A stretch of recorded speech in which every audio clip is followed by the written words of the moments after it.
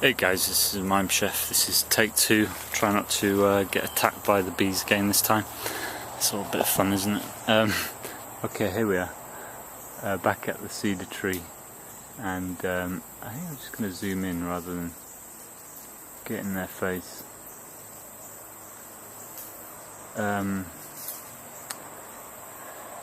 So yeah, as I was saying,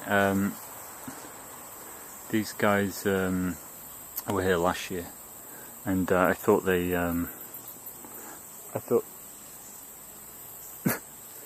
to back off a little bit. These guys were here last year, and I thought they died off in the winter because I came on a spring day this spring, and on a nice sunny day I thought they would be out foraging in and out, but I couldn't find any evidence of them being there, so I thought they died off. But I'm glad to see them back, however aggressive they are. A good point to say about that is to always approach the front of the entrance of a hive from the side rather than straight on, because you're more likely to get stung if you get in their flight line. Come on, Maisie. We're going to go down this track that I've just opened up.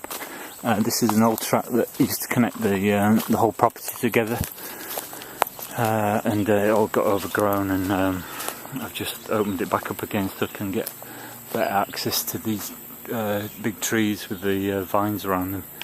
But I basically need to open up all this land. And look at, they're just crazy vines. Need to get some relief for these trees. So yeah, I'm busy doing that as well as other little jobs. What I'm going to show you down this way is another cedar tree, which I believe had a hive in it at one point, and what they've done is they've here we are. You can see the holes, probably where the bees used to go in and out of one of those holes, but you can see they've cut a big hole inside of it to access the honey and the wax, which is also very useful, and the propolis, which is a very good glue, natural glue, which the bees use to block up holes and entrances and stick things together. And also, a thing to think about are the grubs. Great source of protein, bee grubs, and quite a delicacy in certain places.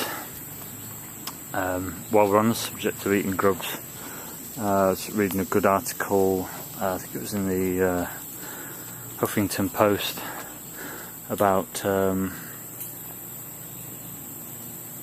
fact that in the US here we don't eat many bugs, but in places like Mexico, I think they eat over 100 different types of bugs, and they're great source of protein, and very easy to produce. They don't take much water, they don't take much food to produce the amount of protein. I think they're the most efficient type of protein producing animal for our needs, with the least amount of input. So it might be a good idea to look into raising crickets, not just for fishing, not just for feeding to your chickens, but in an emergency, for providing protein for yourself. I have eaten some when I was in Japan. They kind of you can buy them a big box. They're pretty cheap, and they were like covered in like a sweet soy sauce, caramelized with sugar, soy sauce, like a ketchup mayonnaise, a sweet soy sauce reduction. So they're like candy, and they're crispy, and they have a nutty flavour. Not offensive, quite nice really. And apparently the bee larvae kind of tastes like a cross between mushroom and with a nutty flavour, nutty mushroom flavour. Okay, Maisie, come here. So I just kind of keep an eye on the dog. She's got to that point where she just likes to take herself off for a little walk, and we don't have a fence here, you know, so she, you know, got to keep an eye on her. Okay, I hope that gives you something to think about, guys, and this is Mime Chef signing off. Bye.